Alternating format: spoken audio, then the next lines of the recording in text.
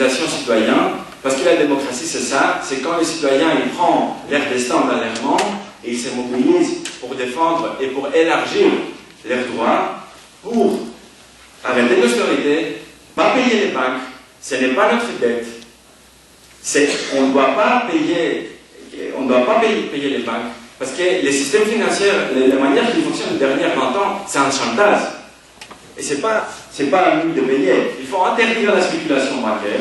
C'est une grosse bataille que les lobbies donnent. Ils essayent d'arrêter toute limitation de la spéculation sur les produits alimentaires, sur tout ce que vous voulez. Et il faut prendre les banques entre contrôle public pour... On les a déjà donné 4 et 5 000 milliards, vous vous rendez compte? Et on ne les contrôle même pas. C'est nous qui on paye, mais on ne les contrôle pas. C'est les anciens actionnaires qui les contrôlent. C'est dingue. Il faut les prendre en contrôle pour qu'ils arrêtent de faire de la spéculation et pour qu'ils commencent à fonctionner différemment, les banques. Pour qu'ils commencent à faire des prêts pour faire de l'investissement public, pour créer de l'emploi, pour donner des prêts aux PME. Et pas lui donner des milliards pour qu'ils spéculent dans les marchés financiers. Et je vais finir avec ça. Il faut, en gros, il faut mettre dans le centre de l'économie les besoins des gens, les besoins des citoyens et remplacer les profits comme moteur de l'économie. Parce que les profits comme moteur de l'économie, ils donnent ce monstre-là qu'il est en train de développer en Europe. Je vous remercie.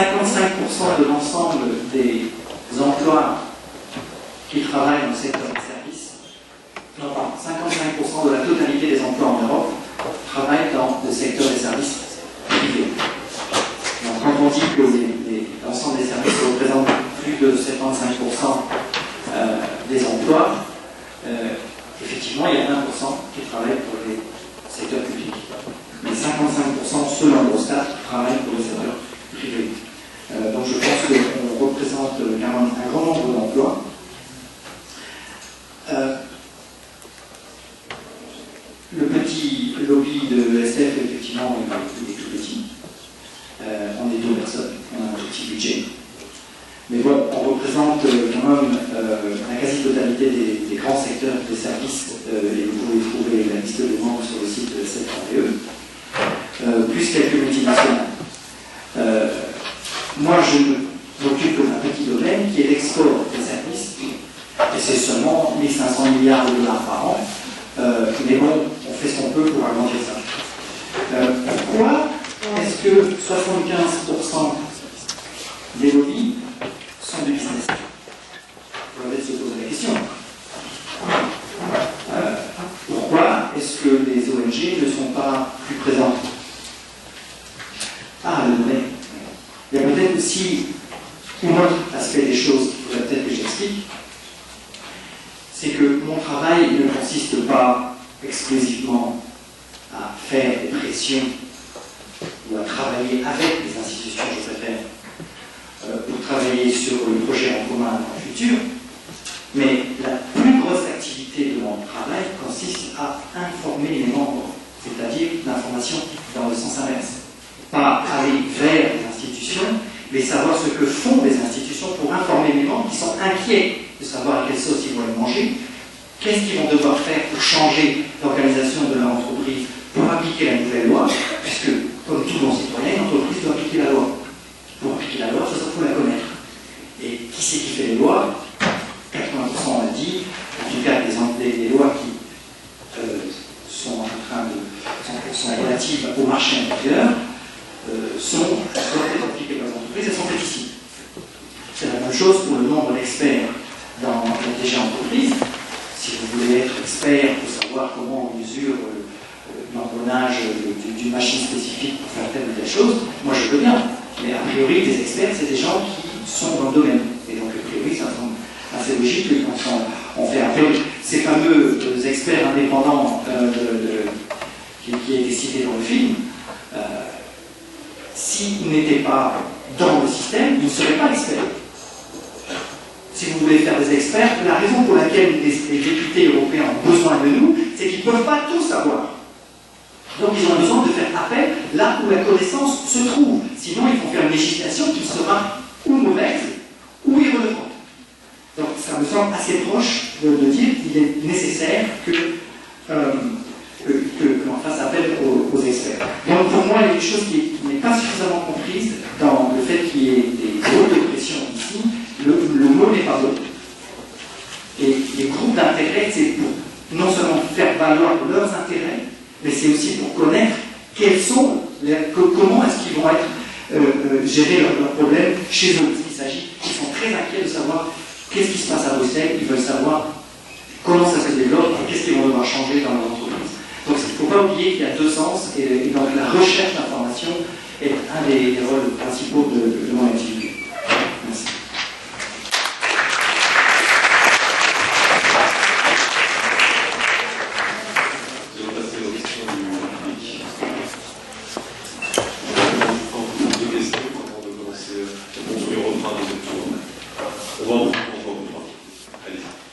Bonsoir, ce sera assez court.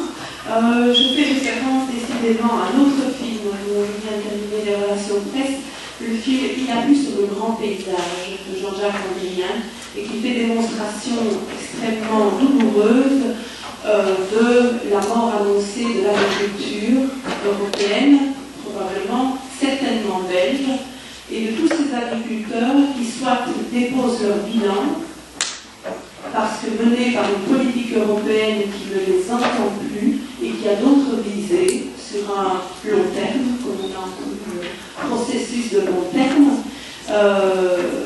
J'en suis encore aujourd'hui et chaque jour bouleversée parce qu'il y a des suicides constamment dans ce monde agricole. Personne ne les entend. Alors, M. Tarabella est dans ce film. Je suis ravie de vous avoir, vous, entendu à la place de M. Tarabella, parce que vous avez une parole beaucoup plus claire. Donc, je voulais savoir, pour terminer donc, vous avez parlé de vos bons penchants. Est-ce que vous pourriez nous les expliquer davantage? Précisément, j'entends, pas parler de règles, etc. Quels sont, monsieur pianiste, vos bons penchants? Pour les citoyens, j'entends. D'abord, j'ai un peu quitté parce que je trouve qu'il est très courageux. Donc, il est courageux parce qu'il a pris des Mais je suis un petit peu étonnée de ce que vous disiez sur l'obtention des cartes d'accréditation à la Commission. J'ai moi-même une carte d'accréditation au Conseil qui l'ai obtenue très facilement, par ma présentation permanente, et me permet d'accéder à la Commission, au Parlement européen, au Comité économique et social et au Comité des régions, absolument sans problème. Et je doute qu'on ait vérifié, du fait que ça passe par représentation permanente, qu'on ait vérifié mon casier judiciaire. En tout cas, je vais vous poser la question maintenant que je vous ai posé la question dans votre camp. Et alors, j'ai une autre question sur dans les conversations que nous avons eues comme réunion, représentant de la Belgique dans une certaine filière du Conseil, avec un commissaire, il est apparu à propos de politique industrielle que les États-Unis, finalement, apparaissent sur certains plans beaucoup moins libéraux que l'Europe dans certaines matières. Je pense, par exemple, en politique industrielle, en 2002, il y a eu une crise de la sidérurgie aux États-Unis. Les États-Unis ont d'abord inondé de subventions aux industries et ont fermé les frontières. Ici, en Europe, nous avons, comme vous savez, une crise de la sidérurgie qui affecte plusieurs États européens et le commissaire belge, de Gucht, est en train d'accepter la fin des mécanismes de surveillance et contrôle, des mécanismes qui permettent de mettre de sécurité et d'activité, puisque ça affecte les productions locales. Ça me fait dire que l'Europe, dans certains dossiers en tout cas, se montre bien plus libérale que les États-Unis, qui ont pourtant toujours été présentés, entendons bien, je ne présente pas les États-Unis comme un modèle, ça ne suffit pas ici. Alors, la question que je me pose, c'est, on a parlé maintenant notamment pendant la campagne présidentielle des États-Unis, des entreprises qui étaient derrière les candidats, donc Obama, plutôt Microsoft, Goldman Sachs, plutôt derrière Electronic. Finalement, aux États-Unis, on en parle de sans problème. Ça n'a pas l'air d'être un tabou. Donc, alors que j'entends aussi, et j'entends bien les critiques,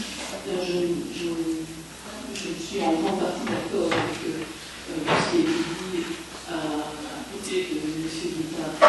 Excusez-moi, je ne sais pas le nom. Mais pourquoi, je me pose la question, pourquoi est-ce que c'est un tel tabou?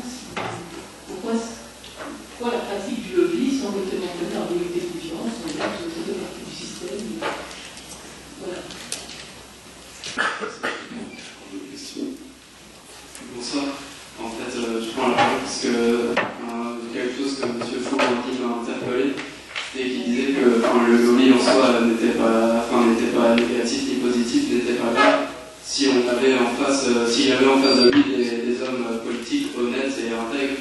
Mais je pense qu'on ne doit pas se contenter de se dire si les gens peuvent agir d'une bonne manière, alors c'est bien, on devrait peut-être plutôt penser à des mécanismes qui empêchent qu'ils puissent agir d'une mauvaise manière, au lieu de se contenter d'une espérance. Merci pour commencer. J'ai deux idées à annoncer vite fait, puis après une petite question.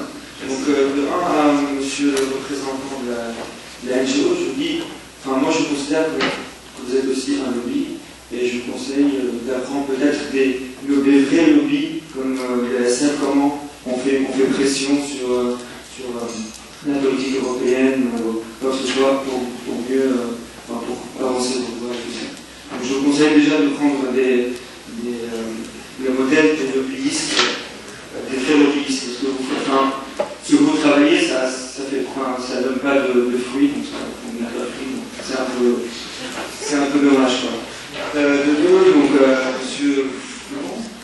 Monsieur Florent, on a parlé de régulation, de transparence, des lobbyistes et tout, des lobbies, tout ça. Mais moi, peut-être, j'ai une petite proposition, c'est un peu superficiel, mais parce que je fais ni droit, ni Sciences Po, ni non plus, je suis médecine, donc peut-être je ne suis pas trop militaire, tout ça. Et j'ai peut-être une proposition, pourquoi on ne fait pas comme les Hollandais avec la drogue, en fait? Pourquoi on ne légalise pas les lobbyistes et on les considère plus comme certains silos, et on leur demande des études de consultance, tout ça, pour faire l'intermédiaire entre vous-même et les entreprises. Et comme ça, c'est vous qui mettez la pression sur les entreprises, et ce n'est pas les entreprises qui mettent la pression sur vous-même. Et puis ma petite question toute simple, c'est quoi les lobbies puissants en Europe par rapport aux décroissants?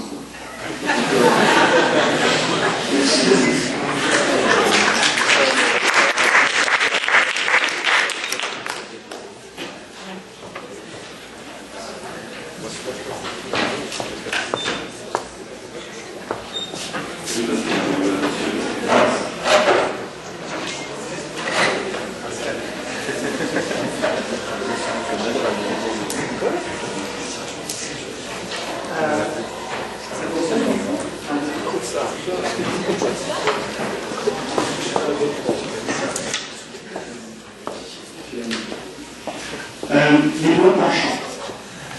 Ça va vous l'arrêter, j'en ai aucun bon, a priori, à vos yeux. Voilà, merci. Déjà, on part de zéro, c'est difficile d'avoir une base de départ. Dans le film, je ne parlais pas engagement des liens, je parlais de l'humanité. Moi, je suis un petit-fils de paysan breton, donc l'agriculture, je connais. Mon père était effectivement, sa ferme était fermée. Je connais très bien ce que vous avez dit.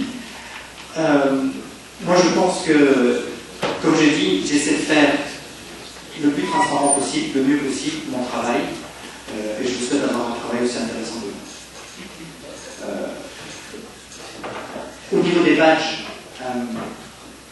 c'est au niveau du Parlement européen qu'il demande, il n'est pas consolidé, je crois, le Parlement européen de votre liste, mais en tout cas, moi, si je dois avoir un badge, et je dois être inscrit sur l'express list, je dois avoir présenté ce dossier complet, le nom de l'organisation, le nom des collègues, le budget engagé, l'ensemble des membres, signer le code de conduite et donner ces deux papiers-là. Mais bon, peut-être M. Coulon a peut-être plus de renseignements sur ce sujet-là. Le problème de l'acier aux États-Unis et le fait que les États-Unis soient plus libérales, je pense que l'exemple que vous avez pris là, c'est l'exemple typique de la force des lobbies américains. Parce que c'est le lobby de l'acier américain qui avait fait faire des promesses et qui a énormément versé d'argent pour la campagne de George Bush, et George Bush n'a fait que payer de retour après. Ce que vous faites référence au commissaire de Gutt qui est prêt à lever les barrières, c'est un petit peu plus compliqué que ça. Je ne sais pas si c'est au niveau de l'accord entre l'Union européenne et la Corée que vous faites allusion, mais à ce niveau-là, il y a des clauses de sauvegarde dans l'accord, et il y en aura dans tous les nouveaux accords que l'Union européenne est en train de négocier. Mais effectivement, maintenant, il y a un pays qui dit qu'il voudrait activer cette clause de sauvegarde. Or, l'Union européenne, c'est 27 pays, c'est pas un seul. Et il s'agit de la France en l'occurrence. Quand on regarde un peu plus dans le détail, parce que le diable est toujours dans le détail, en fait, on s'aperçoit que la grande augmentation des exportations de voitures soi-disant coréennes en provenance de Corée vers l'Union européenne sont des Renault et des Chevrolet. Hein, donc Hyundai et Kia, c'est 15%, tout le reste, c'est des Français et des Américains. Donc il faut un petit peu regarder dans le détail de quoi on parle. L'argent et le mot lobbying en Europe est à nous. Et donc l'argent et la politique ne font pas bon ménage en Europe, malheureusement, c'est dommage. Quand je dis c'est dommage, je dis de la transparence. Il y a effectivement une difficulté de parler d'entreprise. Quand on parle du mot entreprise, c'est déjà pas bon. Quand on parle de lobby, c'est pas bon. Quand on parle de lobby d'entreprise, c'est vrai. Et c'est dommage, parce que vous le vouliez ou non, si vous voulez travailler dans le secteur privé, il faut une entreprise vous embaucher. Si vous trouvez une solution, je veux bien donner la raconter à nous, on va la soumettre à nos parlementaires. Mais pour l'instant, on va notre milieu. Donc, c'est dommage, mais c'est comme ça. Et bon, moi, je suis partisan qui a un débat ouvert sur l'argent et la politique, mais je pense que c'est un peu plus compliqué. Je crois que je vais m'arrêter là, et s'il y a d'autres qui veulent participer. Merci. Bon, je vais réagir à un certain nombre de choses qui ont été dites pour certaines d'entre elles il y a longtemps, maintenant à cette table. Bon, tout d'abord, le fait de dire que les académiques n'ont rien vu, rien compris, rien expliqué, je crois que c'est faux. J'ai dit les théories dominantes, mais c'est pas... Les théories dominantes, donc voilà. Bon, je ne vais pas commencer un cours, mais simplement, je voudrais souligner un point, le rôle des intérêts économiques et des grands industriels, etc., est un facteur explicatif central dans les théories néofonctionnalistes, aussi bien que dans les théories intergouvernementalistes, donc je renvoie chacun à son manuel. Il est vrai que Jacques Delors est devenu un mythe de l'Europe, donc on n'a pas forcément, et ça c'est vrai, souligné les liens, les collusions qu'il pouvait avoir. Néanmoins, le rôle de l'EFT dans la création du marché commun a été mis en évidence il y a également longtemps. Deuxième point, dire que les grands traités européens sont exclusivement un produit du lobbying. Je pense que c'est quand même une analyse qui n'est pas uniquement critique, mais qui quand même frôle le simplisme. C'est vrai qu'il y a effectivement le rôle des lobbies derrière les négociations intergouvernementales, il ne faut pas le nier, c'est là. Enfin, il ne faut pas considérer que le traité de Maastricht, c'est uniquement, que l'euro, c'est uniquement le résultat du lobbying des industriels et des banques. De nouveau, je manque de temps et on ne va pas s'engager dans un grand histoire de l'intégration européenne. Enfin, je pense qu'il y a quand même beaucoup à dire sur la volonté d'ancrer la puissance économique allemande dans le traité de Maastricht, et le modèle de la banque centrale indépendante a beaucoup à voir également avec le modèle allemand. Troisième point, la démocratie européenne et les institutions européennes, démocratiques, non démocratiques, effectivement, je suis tout à fait d'accord, la démocratie au niveau européen est perfectible et de beaucoup. Dire que le Parlement européen est un Parlement bizarre, nul et non avenu parce que l'abstention est forte, de nouveau, il faut aller voir aux États-Unis, il faut aller voir certaines élections locales, régionales. Le phénomène de l'abstention électorale aujourd'hui est largement répandu. En ce qui concerne les autres institutions européennes, dont le Conseil est malgré tout constitué de gouvernements nationaux, donc chacun se fera son opinion de savoir si les gouvernements nationaux sont légitimes ou non. La Commission européenne, sans doute, est l'institution sur laquelle il y aurait le plus à dire, et je suis bien d'accord avec ça. Néanmoins, son président et les commissaires sont auditionnés par le Parlement. Le président de la Commission est issu du groupe parlementaire qui a gagné les élections, et d'ailleurs à partir de 2014 on aura, espérons-le, quelque chose qui ressemble un petit peu plus à une campagne électorale, puisque les groupes politiques vont présenter des candidats au poste de président de la Commission européenne, et donc il y aura, on l'espère, une sorte de compétition politique et un peu plus de débat autour des élections européennes. Dernier point de réaction par rapport à des choses qui ont percé à travers les différentes interventions et avec lesquelles je suis tout à fait d'accord. Je pense qu'il y a actuellement, et depuis un certain temps, depuis une dizaine d'années, je dirais, au sein de la Commission européenne, vraiment un manque de réflexion et une espèce de vide autour des valeurs, de l'idée du modèle de société, des valeurs qui sous-tendent qu'on devrait avoir en Europe, et même, je dirais, à certains égards, un énorme vide intellectuel par rapport aux politiques qu'il faudrait mener. On sent que la Commission européenne est comme prisonnière effectivement cette idéologie qui consisterait à penser que le libre commerce à travers le monde est nécessairement la bonne solution à tous les problèmes que le monde existe.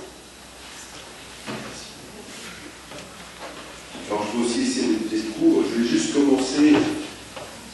Moi, je comprends franchement qu'on peut trouver certains de mes propos un peu forts peut-être, mais dans un sens, moi ce que je ne comprends pas, et je dis franchement, quand j'entends que moi, j'ai jamais dit que les académiciens n'ont rien compris, c'est pas ça que je veux dire, ni que j'ai envie de dire que le Parlement à Bruxelles c'est nul, voire même que seuls les lobbies ont forgé les traités. Je veux dire, quand vous dites ça, pour commencer un peu les points, je me dis mais attention les gars, parce que là vraiment, au début je suis content d'être ami, mais là je dis il faut faire attention parce que c'est pas ce que j'ai dit. Moi ce que j'ai dit, je pense qu'il y en a d'autres à la table aussi ici, on est en train de mettre un point bones sur quelque chose de très très important, et si quand on met le point sur le i, qu'après on vient me dire oui mais les gars, attention parce que mais ça, on est tous d'accord, mais vu que dans les médias, dans les livres, on nous parle quasiment que du reste, alors là on commence à s'énerver, on se dit c'est quand on va regarder tout le paysage, inclus ce quatrième gros pilier qui est là. C'est ça que je veux dire. Alors ensuite, ce qui est vraiment intéressant, et ça franchement je trouve que c'était vraiment un bon point que tu as soulevé, parce que d'un coup, on voit qu'on parle du lobby, et qu'au fait, le lobbying, on ne peut pas le détacher du projet politique de notre société. Et ça, c'est vraiment c'est important. Nous, dans le film, à un moment donné, on s'est dit jusqu'où est-ce qu'on va pousser finalement la réflexion sur le projet de société. Et je dirais que dans ce film-là, on s'est arrêté trop tôt. On s'est arrêté trop tôt et on s'est dit, on ne peut pas tout mettre dans un film. Donc, on est resté vraiment sur le lobby, Bruxelles, comment ça fonctionne, etc. Mais ce qui est intéressant, c'est quand on discute ici, et ce n'est pas la première fois, tout d'un coup, on arrive à se dire le lobbying de qui, avec quel argent, pourquoi. Et là, ça nous concerne tous. Et on voit qu'autour de la table, il y a des opinions divergentes, et que ces opinions, elles sont poussées avec des moyens qui ne sont vraiment pas les mêmes. Et donc c'est intéressant, à mon avis, de soulever. Alors maintenant, qu'est-ce qu'on voit si Pascal, qui lui défend un peu quand même beaucoup, on va dire, de puissance multinationale, alors quand on dit, mais c'est Pascal, finalement, voilà, est-ce que c'est le méchant, est-ce qu'il est coupable? Moi, je vous dis, quand j'ai commencé ce film, Pascal, parce que c'est très bien que j'ai fait ce film avec Frédéric Moser, on était deux, et entre nous, on a énormément discuté. Moi, au début, moi, je dis tout de suite, les débats, c'était où Pascal est dans le film, et moi, j'étais là. On va y aller, Pascal, il va souffrir. Alors que Frédéric, il était là, non, c'est pas ça le but. Et donc, moi, dans le parcours, je peux vous dire que j'ai appris à connaître Pascal. Je pense qu'au niveau des idées politiques, Pascal et moi, si on était discuté, on s'engueulerait. Mais en termes humains, moi, je trouve que Pascal, c'est pas le problème dans le lobby. Ni lui, ni ses potes. C'est les gars qui sont en face, que nous, on a élus ou qui nous représentent, et qui laissent aujourd'hui à Bruxelles certains acteurs qui ont plus de pouvoir que d'autres. Et Pascal, en effet, son budget il est 300 000. Mais Pascal, c'est 40 multinationales, plus d'autres organisations, et chacune de ces organisations a un budget de lobbying à Bruxelles. Donc, son budget à lui, c'est pas 300 000. Le 300 000 plus, et c'est ça qui est intéressant. Mais ça, c'est pas la faute de Pascal, parce que lui, il fait son job. C'est les mecs qui passent. Donc ça, je trouve que c'est important de souligner. Et puis, alors là, la question par rapport à c'est vous qui avez posé, ça veut dire qu'il est important, je crois, pour les ONG, d'apprendre du lobbying, justement des gars qui ont peut-être plus de résultats, plus de fruits. Pour moi, c'est un groupe lobbyiste. Mais moi, je pense que c'est vrai. Des lobbies qui ont des résultats. Quoi. Mais qui ont aussi des techniques. Sans enregistrer. Le lobbying, c'est vraiment une stratégie de guerre qui s'opère au niveau local, national, européen, mondial. Et puis après, on a des gens comme Pascal, on va dire des think tanks, des avocats, des journalistes. Lobbying, ça va pour plusieurs techniques et ça va aussi à plusieurs niveaux. Donc ce sont vraiment des stratégies qui sont extrêmement bien rodées. Et c'est clair que les ONG devraient apprendre ça. Et du coup, ce n'est pas la faute à Pascal ou à d'autres si les ONG ne le font pas. Maintenant, quand vous dites que CEO n'a pas eu fruit, ça dans le film, nous, on veut le montrer. Parce que dans le film, l'idée de ce registre des lobbyistes, c'est quand même eux qui viennent, ils n'ont pas eu les fruits qu'ils voulaient, mais en effet, ils ont quand même mis quelque chose dans la machine et ça porte aussi ses fruits. Je pense que relativement, on voit que les ONG, ils n'arrivent pas trop à s'imposer, ils n'arrivent pas trop à... c'est pour ça, en fait. On voit plus que c'est les multinationales, c'est les firmes, c'est les PME, c'est tout ça qui arrive à faire passer sa voix, alors que les ONG, ils n'arrivent pas à faire passer peut-être pas, même pas 1% de ce qu'ils veulent voir à Bruxelles, à l'Union européenne. Ok, je vais prendre cette question un peu plus tard et je vais commencer avec ce que j'ai dit sur les emplois. Selon la Commission, il y a autour de 20% qui c'est les publics. 2 tiers des emplois du privé, c'est les PME. Alors, ce n'est pas les grosses multinationales. C'est seulement 1 tiers des emplois au privé qui sont fournis par les multinationales. C'est ça que je voulais dire par ça. Okay. Du coup, c'est un peu exagéré l'argument des emplois qui revient à chaque fois. M. Kernis, il a dit que la grosse majorité de ses membres, c'est des PME. Oui, mais qui détermine l'agenda? Parce que Business Europe aussi, elle représente toutes les fédérations patronales en Europe, y compris les PME, mais l'agenda de Business Europe, c'est les 30 membres du conseil spécial, ça ne me rappelle pas le nom exact, si vous allez sur les sites, vous allez le trouver, Special Advisory Group, qui est 30 grosses, et qu'ils ont, il est dit noir sur blanc, il y électrique, ils ont un statut privilégié dans l'organisation. Alors, il ne faut pas non plus se cacher derrière nos doigts et dire que les lobbies de Pascal Kernes, de Business Europe, d'autres, ou CEFIC, ou je ne sais pas qui, représentent le pays.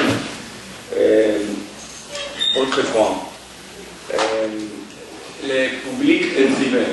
Ben, bien sûr qu'il doit y avoir un secteur privé, mais il y en a des choses aujourd'hui qui sont privées, qu'il n'y a aucune raison pour qu'ils soient privés. Comme, très souvent, l'eau, 2, l'énergie, 3, le chemin de fer. C'est des monopoles naturels où il n'y a pas de compétition, de fait. Alors quand on privatise, tout ce qu'on fait, c'est de distribuer des cadeaux dans des grosses boîtes. Parce qu'il y a un tuyau d'eau qui arrive chez vous, il n'y en a pas 3, vous ne choisissez pas. Il y a un lecteur de télé, il y a un câble électrique qui arrive chez vous. Alors moi j'ai l'impression que quand on privatise, c'est seulement pour créer du profit pour certains. Autrement, est-ce que les lobbies ils ont défini le traité européen? Bon. Bien sûr, je ne voulais pas dire qu'ils ont défini à 100%, mais il faut quand même reconnaître que les groupes qui avaient la plus grosse influence sur ce texte étaient bien celles des multinationales. Et je vais vous prendre des exemples. Il y avait un groupe d'experts sur l'introduction de l'euro. Je ne me souviens pas exactement les années, c'était, je crois, entre 1997 et 1999. Ces groupes-là étaient pleins de membres de l'association pour la monétaire ou l'Union monétaire en Europe. Autre exemple, aux années 90, il y avait aussi des groupes d'experts sur la compétitivité. La majorité de ces groupes d'experts étaient des membres de RT. Et la conclusion de ces groupes d'experts, c'était les premiers brouillons de la stratégie de Lisbonne. Alors, c'est quand même une influence incroyable, une influence très importante. Alors, je ne crois pas que c'est honnête de l'année, de relativiser tellement, dire que bon, tout le monde a dit son opinion, tout le monde a dit son opinion, mais il y a depuis 30 ans, il y a l'opinion de certains qui compte plus que des autres. Et après, il y a ce discours d'experts. Oui, mais c'est nous les experts, c'est nous qui le savons. Oui, ok. Si on dérégularise complètement le marché financier, on crée des produits dérivés qui personne ne crée et ne comprend, qu'il n'y a pas des instances publiques qui sont informés de toutes les transactions qu'ils ont faites. Si le nombre de transactions sont tellement nombreux, tellement rapides, que c'est impossible à suivre. Mais oui, après, c'est seulement les traders qui comprennent quoi que ce soit. Mais les traders, ils veulent faire du fric. Alors, quand on les invite, les traders ou les grosses banques, alors quand ils nous invitent de nous donner du conseil, il faut être bien conscient qu'ils vont quand même défendre leurs profits. Alors, moi je veux bien qu'on les invite à nous dire leur avis. Mais pourquoi avoir 5 sur 8 sur les groupes de supervision financière, pourquoi 5 sur 8 doivent être des banquiers? Pourquoi depuis 1999 qu'on a européanisé les marchés financiers, plus que 80% des consultants de la Commission venaient des grosses banques d'assurance, etc. À mon avis, il faut au moins un équilibre, qu'il soit droit du secteur bancaire, mais qu'il y ait aussi un consommateur ou deux, un syndicaliste ou deux, un universitaire, etc. etc. Maintenant, dans la question de l'efficacité des ONG, mais je ne sais pas si vous avez entendu, mais j'ai dit que les ONG sont 10% des lobbyistes. Alors comment vous demandez que les 10% des lobbyistes aient les mêmes résultats ou quelque chose proche aux 70% que c'est les multinationales? Ils n'ont pas commencé à 70% à 90%, ils étaient aussi 10%. Non, ils n'étaient pas 10%. Non. Du tout. La société civile n'était jamais 90% des lobbyistes à Bruxelles. Je suis désolé, mais c'est comme ça. Et si vous voulez, je vous cite quelques budgets qui sont dans les registres. ExxonMobil, 475 000, pardon, je ne l'ai pas bien dire, enfin, presque 5 millions. Microsoft, 4 625 000. Siemens, presque 4 millions, Shell, presque 4 millions. Mais, désolé, mais ce n'est pas 4 millions. Les CEO, c'est un groupe de 12 chercheurs payés à 1 500 € par mois. Et on est très content de notre travail parce qu'on est capable d'ouvrir des débats. On a ouvert les débats sur les groupes d'experts, on a ouvert les débats sur EFSA, et on est content qu'on ouvre ces débats, on est content d'être ici, on est content que Mathieu a fait un film, et mes collègues y figurent, parce que quand même ils ont commencé par avoir comme le premier financement, c'était les chômages hollandaises, mais on ne peut pas changer tout comme lobby, et ce n'est pas notre but. On est un lobby, on le reconnaît, on est dans le registre des lobbyistes, on déclare beaucoup plus que les autres lobbyistes pour montrer les schémas, comment on dépense, etc.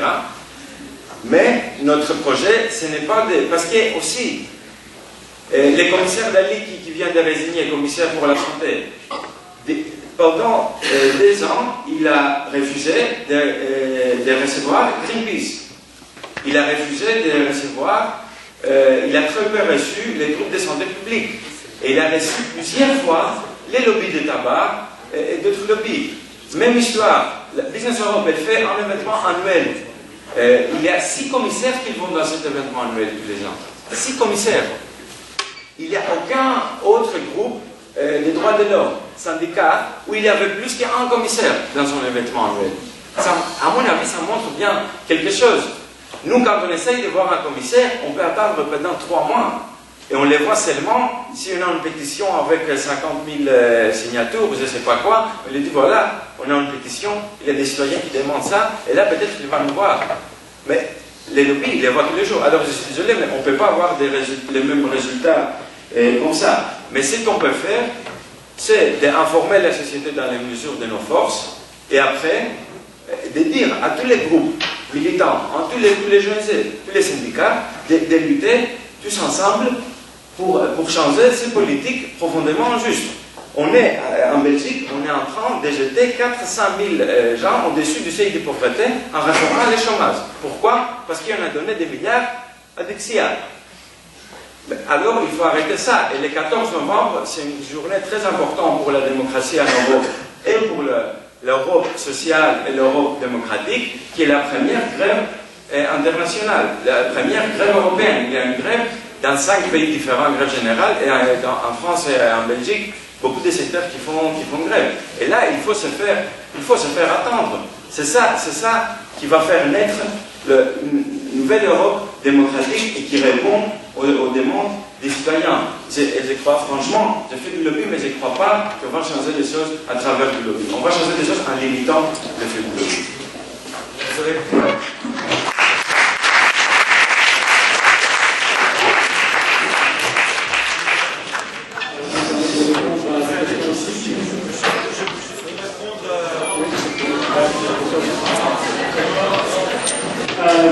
répondre aux 2 questions qui m'ont été posées. Les gens ont eu la presse, c'est sûrement parce que... Alors, la première chose, c'est par rapport aux ONG. Les ONG devraient apprendre les gros lobbies. C'est pas une question qui m'a été directement posée, mais c'est un peu comme dire le football club Toricourt devrait s'inspirer du FC Barcelone.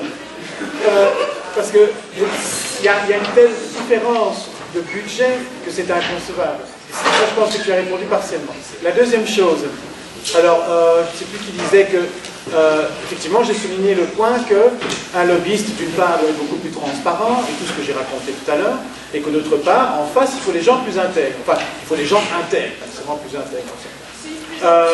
Mais plus intègres pour certains, seulement, oui, probablement. Alors, d'une part, il existe déjà des règles, et que ceux qui sont punis sont bien punis. Et c'est très bien ainsi. D'autre part, il ne faut pas oublier que le Parlement européen, c'est quand même l'endroit de la démocratie. C'est-à-dire qu'on est d'accord qu'il y a des règles, on est d'accord que les gens doivent les suivre, les gens qui ne le font pas doivent être punis, sévèrement punis, parce qu'il faut faire des exemples, parce qu'un politicien ou un chef d'entreprise ou n'importe qui d'autre qui fait du mauvais travail, finalement, eh bien, il floue les gens qui ont voté pour lui. Donc c'est pas seulement lui le mauvais, mais c'est finalement tous les gens qui ont voté pour lui se retrouvent floués.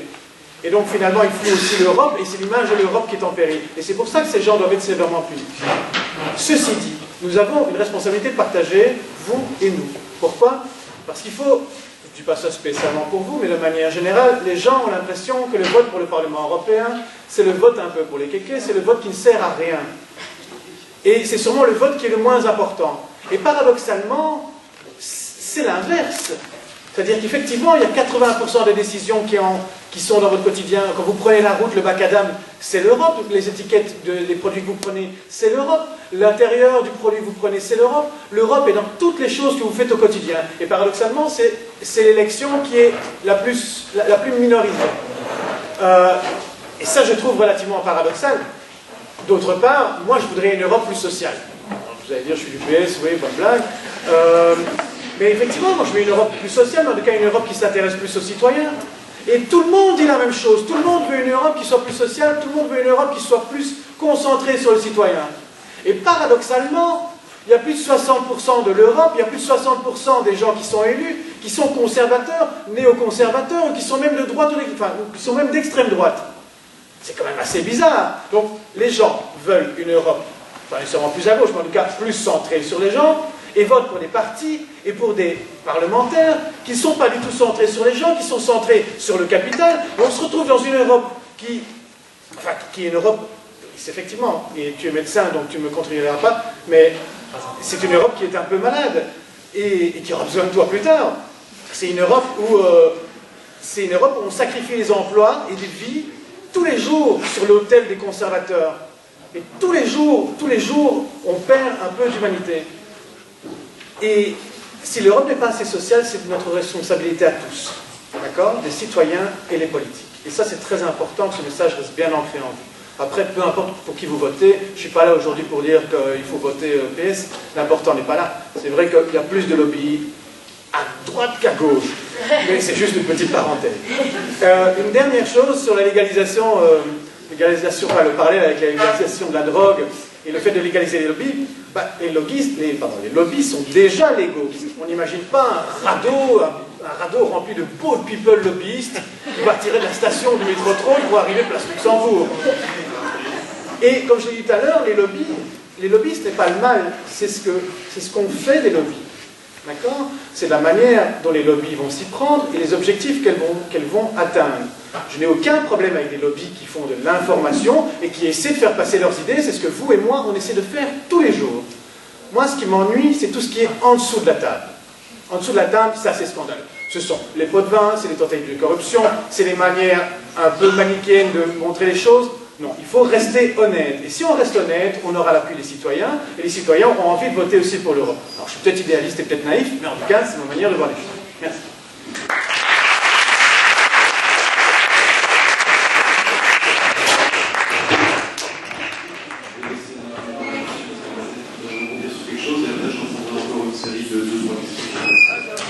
Je ne vais pas rebondir, je vais simplement répondre à la dernière question qui a été posée concernant la liste éventuelle de lobby, si ça vous intéresse. Par ordre décroissant, mais ils sont à peu près tous pareils, donc je ne vais pas aller dans l'ordre décroissant, mais Business Europe a été mentionné. Business Europe est de toute façon les confédérations nationales de l'industrie des différents pays de 27 pays. Ils ont un budget à peu près de 8 millions d'euros, les trois quarts c'est l'État, dont la moitié de soirée du bureau, et puis après il y a le bâtiment, les IT, etc. Donc, qu'est-ce qu'on veut dire par budget de lobbying? Est-ce qu'on doit donner la totalité du budget de fonctionnement d'une association, ou est-ce que vous voulez être plus précis et dire l'argent dépensé pour faire des groupes de pression, pour faire des pressions sur les institutions? Et là, effectivement, ça serait peut-être un peu moins. Il y a le CEFIC qui représente l'industrie chimique, il y a la Fédération bancaire européenne qui représente l'ensemble des banques, il y a Insurance Europe qui représente l'ensemble des compagnies d'assurance, il y a Eurochambre qui représente les chambres de commerce et de l'industrie des différents pays qui se sont regroupés ici à Bruxelles, il y a ACA qui est l'industrie automobile, il y a FPA qui est l'industrie pharmaceutique, il y a Digital Europe qui représente l'ensemble des entreprises Apple, Google et notre Philips et Nokia. Il y a Food and Drinks Europe qui représente l'agro-industrie et tous les différents secteurs de l'agro-industrie. Il y a le fameux ERT qui a un petit peu perdu son influence et qui maintenant est plus focalisé sur des recherches de fonds. Il y a par exemple Eurocommerce qui représente l'ensemble de l'industrie de la distribution, la grande distribution, les wholesale et les retail. Et je finirai avec AmCham Europe qui est un gros lobby qui représente les entreprises américaines qui sont présentes à faire du business en Europe. Voilà. Merci. Oui. Moi, j'ai une question par rapport au lobby de religieux. Sont-ils importants, sont-ils importants, et aussi qui finance ces lobbies? Est-ce que ce sont des États, est-ce que ce sont des obscurs financiers? Ça, c'est vraiment la question sur le lobby. Merci. Je vais prendre une question.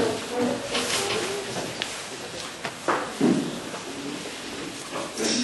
J'aurais une petite question à M. Keynes. Je veux revenir sur l'utilité de l'existence de lobbies qui travaillent avec les institutions européennes. Et j'utilise l'expression travailler avec parce que je vois qu'il y a des références dans votre champ lexical. Mais il y a quand même une question qui me parle, c'est simplement, je pense que le sens de la question de monsieur qui était là, c'est plus haut que la légalisation, c'est l'institutionnalisation des groupes de lobby quant à le travail, mais finalement, quelle garantie offre-t-il le travail ne représente pas le privé, et contrairement aux groupes d'intérêt généraux comme des États et des gouvernements, ils ne sont finalement tenus par aucune règle, en ce sens que le travail doit aller dans tous les sens. Alors que globalement, il y a des domaines qui recouvrent l'agrément général, parce que le respect des droits fondamentaux, de l'écologie, finalement, on sait le libre travail propose dans la privé, et on ne sait pas quel est le respect qu'il accorde à des groupes. Et vraiment, un détail qui m'a beaucoup essayé d'expliquer à plusieurs reprises, c'est que vous dites qu'il faut que le travail, notamment, pour informer dans un but d'information des plateformes de décision comme celle des gouvernements européens, alors qu'on voit que des think tanks et des groupes de réflexion, des groupes de recherche scientifique sur lesquels un travail va être fait, des textes qui vont être adoptés, sont financés à de très grande partie. Par exemple, on a pris l'exemple du groupe de recherche sur le changement climatique qui est financé en grande partie par des lobbies du pétrole, en tout cas l'argent du pétrole. Quel crédit, très sincèrement, scientifiquement, peut-on accorder aux résultats de recherches scientifiques qui sont produits sur le base? Donc ça, c'est la question, c'est finalement, quelque part, je pense que vous êtes l'avocat de la cause de l'intérêt public, de l'intérêt général, et quelle garantie de quantité scientifique est-ce qu'un tel travail apporte? Voilà, ça c'est ma question. Alors, on prend une question. Mademoiselle ici. Peut-être. Ok, d'accord. En fait, une très mauvaise démarche de réunion. Je vais réagir par rapport à monsieur pour le travail. On dit que pour former une commission d'experts pour approuver des projets, notamment dans le secteur agroalimentaire, c'était principalement des gens qui avaient travaillé avant dans le lobbying. Et monsieur le lobbyiste a répondu qu'il fallait bien prendre des personnes qui, dans c'était le métier.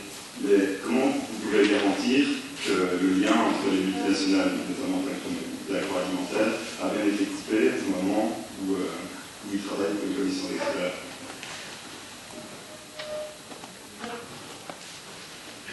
Dernière question, peut-être qui a posé la question. Oui, peut-être, merci. Vous avez levé la main pour celle c'est juste. Merci. En fait, moi, je voudrais me poser une question par rapport à l'Union européenne. Vous m'avez dit que dans la fin du film, il y avait 8 représentants pour réguler le marché, c'est ça? Enfin, je ne sais plus. Du coup, c'était les 8 représentants, 5 d'entre eux faisaient partie de lobbying, de sociétés de lobbying ou autres. Enfin, ils avaient des liens. Donc, je me demande comment est-ce que l'Union européenne a pu représenter ces personnes pour réguler le lobbying, sachant qu'elle-même était pour le lobbying. Il n'y a pas, enfin, on ne s'est pas posé la question, c'est lui qui aurait peut-être un conflit d'intérêt. Et enfin, c'est pas venu avec la promotion ou autre, je ne pense pas qu'on a vu en France les représentants. Voilà. Je sais pas si c'est clair. Oui, c'est clair. Vous allez Ça aurait été la dernière. Comme ça, c'est fait, quoi. Oui, il doit répondre. Il est tard, aussi. Merci beaucoup.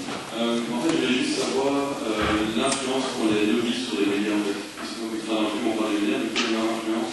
Et existe-t-il un lobby des médias? Merci.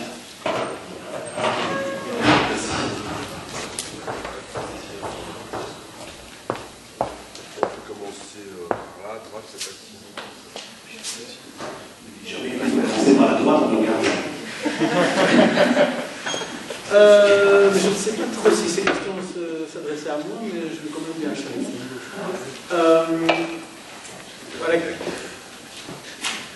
C'est une très bonne question de savoir si, quand j'ai parlé de l'EFSA, vous vous souvenez de la sécurité alimentaire, et on se retrouve avec des spécialistes qui avant ont travaillé pour l'agroalimentaire, et finalement maintenant ils se retrouvent à juger des choses pour lesquelles ils étaient partis pris à l'époque. Et c'est l'argument évidemment qui vient du lobby, et c'est l'argument que le lobby nous lance tout le temps en disant mais on peut être neutre après avoir été lobbyiste. Ben oui, je suis assez d'accord. On peut être neutre après avoir été lobbyiste, on peut être neutre après avoir embrassé une cause. À partir du moment, de nouveau, je reviens toujours au même terme, à partir du moment où on a de l'intégrité. Je crois que si je suis, imaginons que je sois dans l'agroalimentaire, si demain je dois juger ce que vous avez dans les assiettes, je vais les faire en fonction du job qu'on m'a demandé de faire, à savoir vérifier que vous ne vous empoisonnez pas tous les jours, plutôt que de continuer à faire plaisir à mon ancien employeur. Après, comment prouver ça? Sur le court terme, absolument impossible de savoir. C'est pour ça que tout à l'heure j'ai cité le nombre de demandes OGM qui ont été faites par rapport au nombre de demandes qui ont été acceptées. Quand on a 100% de demandes qui sont acceptées, j'ai du mal à croire qu'on a encore une neutralité. À ce moment-là, il faut changer et jusqu'au moment où on aura... Parce que dans le panel en question, il y a des gens qui font bien leur travail et qui ont fait leur travail de manière totalement neutre. Mais je n'ai hélas pas de solution miracle à ça. Sauf que je dois compter sur l'intégrité des gens et que si on soupçonne des gens de ne pas être intègres, ceux-là, il faut les écarter et ceux qui ont été trop loin, il faut les punir. Il faut espérer que ça suffise. Je sais que ma réponse n'est pas très satisfaisante, mais je suis sûrement porte-parole, mais je ne suis pas un menteur. Et il n'y a pas pour l'instant de solution miracle. Et de la même manière, tout à l'heure, je parlais du braconnier qui ne peut pas devenir un garde champêtre. Malgré tout, vous êtes sûrement un meilleur garde champêtre si vous avez été chasseur ou si vous avez été braconnier avant. Mais une fois que vous êtes garde champêtre, ce que j'espère de vous, c'est que vous fassiez votre travail et que vous fassiez bien. C'est la seule chose que j'ai à répondre. Et pour moi, c'est la chose la plus essentielle. Je crois que si chacun faisait son travail, si chacun prenait ses responsabilités, je parlais tout à l'heure des citoyens qui doivent aussi prendre à l'heure, je parle des politiques, je parle des experts, parce que les OGM, c'est vraiment un très bon exemple, que les scientifiques aussi, que chacun prenne ses responsabilités et se rende bien compte que, in fine, toutes les décisions qu'ils vont prendre ont un impact sur le citoyen. De faire preuve d'empathie, de ne pas croire que le citoyen, c'est la donnée qui n'a pas d'importance, alors que pourtant c'est la donnée centrale. Et pour moi, c'est le reproche que j'ai à faire à toutes ces études et à toutes ces discussions souvent stériles, c'est qu'on a tendance à oublier le citoyen. Et ça m'ennuie. Donc ma réponse, c'est que chacun prenne ses responsabilités et que chacun fasse le travail qu'il est censé faire.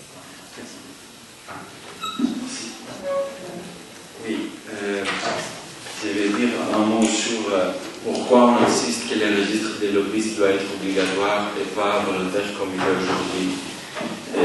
Par exemple, on a connaissance de 120 sociétés qui font du lobbying à Bruxelles et qui ne sont pas enregistrées. C'est des sociétés comme Monsanto, Deutsche Bank, Goldman Sachs, Belfius, Expexia, etc. Alors c'est de mastodontes quand même qu'on les voit dans les groupes d'experts, on les voit dans les consultations, alors c'est très clair qu'ils font du lobbying, mais ils ne rejoignent pas le registre parce qu'ils ne veulent pas nous dire combien ils dépensent. Et ça crée beaucoup de problèmes. Parce qu'il y en a qui on sait combien ils dépensent plus ou moins, et d'autres qui n'ont aucune idée. Alors ceux qui ont vraiment une raison de rester à l'ordre, aujourd'hui, ils restent à l'ordre. Ça, c'est un problème. Un deuxième problème, c'est que les données financières qu'on a, ils ne sont pas très fiables. Et ça, c'était prouvé plusieurs fois par des plaintes qu'on a introduites à la commission, parce qu'il y avait des entrées qui ne nous paraissent pas du tout logiques. Par exemple, le Business Europe au départ a déclaré un budget qui était absolument ridicule. Alors on a déposé une plainte, les mêmes pour CEFIC, et ils ont corrigé les chiffres par 10. Ils ont augmenté les chiffres par 10. Alors, mais la Commission refuse de vérifier les données. Alors ça résulte aussi qu'il y a celle qui est le plus grand dépensaire, c'est un certain monsieur Spidano en Grèce qui déclare 100 millions d'euros de dépenses pour le lobbying, alors que c'est clair que ce n'est pas vrai. C'est rigolé, il a mis ça sur le registre, mais ça reste dans le registre parce que la Commission refuse de faire un contrôle de quoi que ce soit. Et il nous répond, c'est vous les ONG qui devrez faire le contrôle. Nous, on n'a pas les moyens de faire le contrôle, mais c'est pour ça qu'on demande un système obligatoire. Aussi parce qu'il y a beaucoup de consultants qui travaillent pour des clients, alors on ne connaît pas les clients. Alors il y en a des gens qui se présentent comme je suis qui les note, mais je vous dis plein de choses, mais je ne vous dis pas qui a payé, c'était par hasard complètement la société que j'ai mentionnée. Je ne vous dis pas qui m'a payé pour vous dire ce que vous dites, c'est ce que je vous dis. Alors il y a 70 consultants comme ça qui ne sont pas déclarés, et la trou noir, c'est les law firms, les boîtes des avocats qui font aussi du lobby et que là, ils se cassent derrière la confidentialité du client, mais c'est quand même des boîtes qui ont des dossiers très importants sur la compétition. Par exemple, quand si un merger, une fusion doit être autorisé ou pas.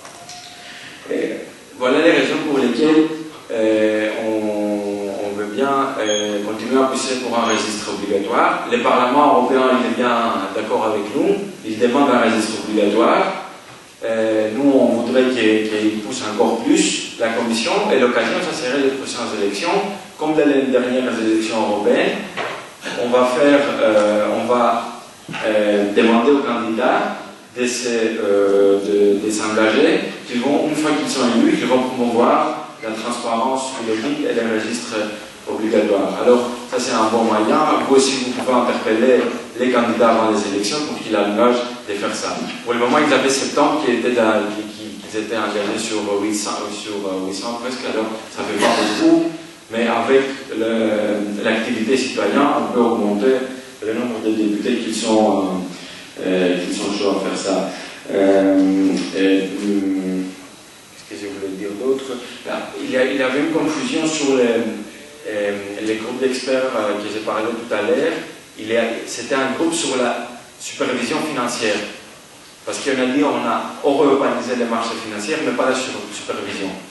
Alors, pour réformer les systèmes de supervision, la Commission européenne et les conseils, ils ont créé un groupe, et 5 par les 8 membres de ce groupe, c'était des ex-banquiers, liés avec BNP Paribas, avec Goldman Sachs, etc. Alors, c'est ça qu'on trouve scandaleux, et que là aussi, on veut qu'il y a des règles qui disent jamais une catégorie d'intérêt, que ce soit le business, que ce soit les syndicats, que ce soit les consommateurs, ne puisse pas être plus que 50% d'un groupe. Et je vais le laisser là. Je vais juste soulever quelques points, mais en gros, sur le lobby religieux, évidemment, ça existe. Et il est puissant. Moi, j'ai rencontré une journaliste il y a une semaine qui a écrit là-dessus. Donc, si vous allez sur la page du film demain et vous envoyez un email, je peux vous donner le nom, toutes les références. Donc voilà, comme ça vous serez informé. Sinon, il y a aussi le registre.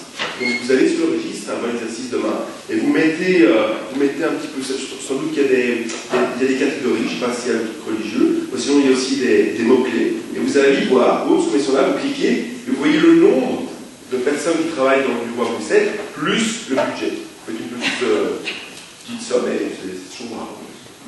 Alors, en gros, sur les médias, alors moi je pense honnêtement que... moi je pense pas que les médias sont contrôlés en Europe, mais ce que nous on voit, et même en faisant ce film, donc en gros, on fait un film, ça dure 1 an, mais trouver l'argent pour faire un film, c'est 3 ans. Donc en gros, c'est dingue. Et alors nous, on s'est toujours pris dans la face par la télévision. Aujourd'hui, c'est coproduit par Arte, RTBF et par ORF, qui est le RTBF autrichien. Là, ils nous ont toujours dit la même chose, les gars. L'Europe, c'est chiant. L'Europe, les gens, ils vont zapper. Et c'est pour ça qu'on fait cette musique, etc. Mais c'est parce qu'un jour, ils nous ont dit, les gars, nous, il nous faut un truc un peu plus sexy, etc.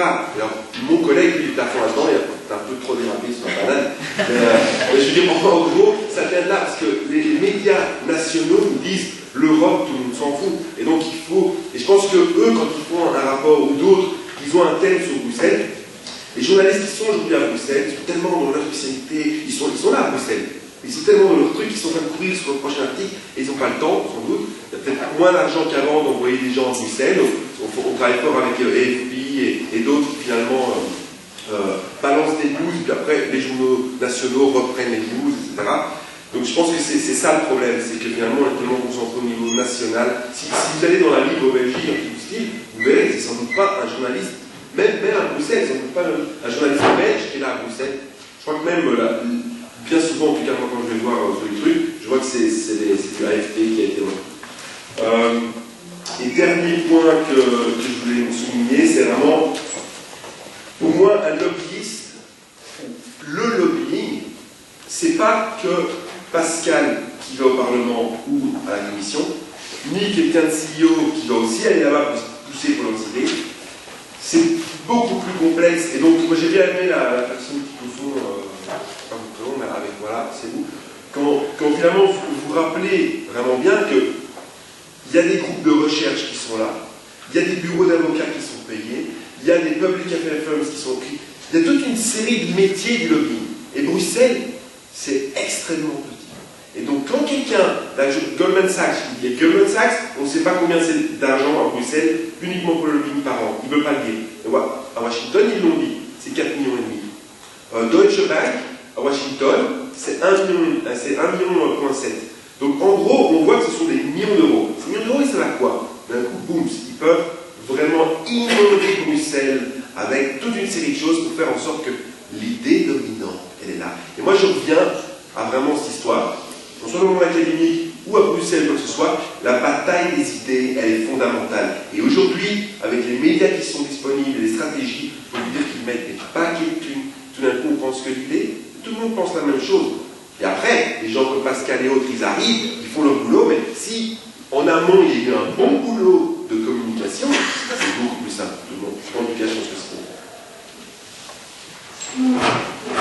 Très rapidement sur les lobbies religieux, donc c'est pas vraiment ma partie, je renvoie aux travaux de mon collègue François Forel à la faculté de sciences politiques et sciences sociales et de l'Institut d'études européennes. Comme l'ensemble des groupes d'intérêt à Bruxelles, les lobbies religieux ont connu une très forte professionnalisation au cours des 10-20 dernières années. Il y a toute une série de questions sur lesquelles ils interviennent. Donc évidemment, il y a eu par exemple le fameux débat sur l'introduction ou pas d'une référence aux racines chrétiennes de l'Europe dans le préambule de la Constitution il y a quelques années.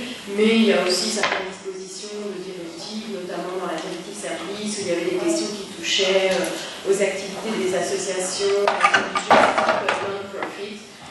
Donc voilà, effectivement, ils sont très présents.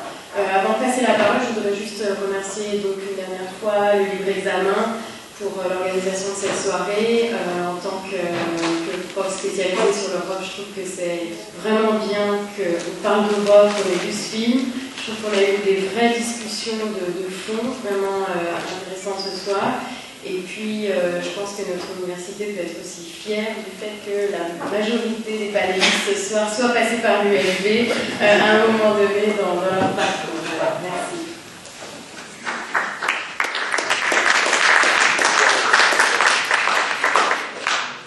Merci Amandine.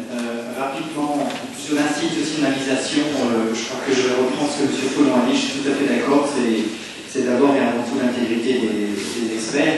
Maintenant, il y a plein de groupes qui sont institutionnalisés dans différents comités, qui font partie de la texte des comités. Et dans ces comités-là, il y a des experts et ils sont institutionnalisés, ils font partie, etc. La sélection, comment elle est faite, je ne sais pas toujours. Moi, je fais partie d'un groupe qui s'appelle le Contact Group de la DG Commerce. On a été sélectionné par la DG Commerce, c'est pour moi qui suis venu faire imprimer comment les parties de ce groupe. Donc la question des décideurs, la question des experts, plutôt, c'est une question assez compliquée à répondre. Un des aspects importants quand même à souligner, c'est que normalement, un groupe d'experts ne décide pas. Il est là pour donner des avis d'experts, pour analyser le sujet et donner son expertise, et c'est après aux politiques de décider, pas au groupe d'experts. Finalement, pour la relation avec les médias, oui, c'est sûr qu'il y a un lobby des médias. Maintenant, l'impact du lobbying et comment faire passer son influence par les médias, c'est assez complexe, sachant que, en fait, les médias, surtout si on veut parler des grands médias, ils sont intéressés que par le négatif. Si vous avez un bon truc, bien nul et bien méchant qui va faire qui va supprimer les emplois, vous êtes sûr de faire la une. C'est pour ça que, par exemple, l'industrie automobile a réussi à attirer l'attention du Financial Times plusieurs fois sur un accord qui va peut-être se faire entre l'Union européenne et le Japon. Ce que les médias n'ont jamais dit, c'est que la quasi-totalité, à part ACA, de tous les médias, de tous les lobbies que je vous ai donnés tout à l'heure, s'est exprimée en faveur de cet accord. Donc la quasi-totalité du reste de l'économie européenne est en faveur de cet accord. Le média n'a pris que le négatif. Donc c'est toujours très difficile de vendre son beefsteak, surtout qu'il y a beaucoup de monde qui veut partager. Il y a effectivement des médias européens spécialisés, que vous connaissez peut-être, European Voice, ou bien Agence Europe, ou Europolitique, des choses comme ça.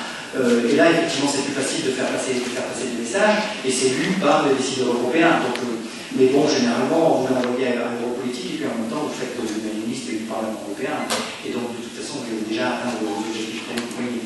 Donc, le média, pour un lobbying particulier spécifique, n'est pas véritablement un des meilleurs. Nous allons clôturer le débat. Je tiens à vous remercier tous.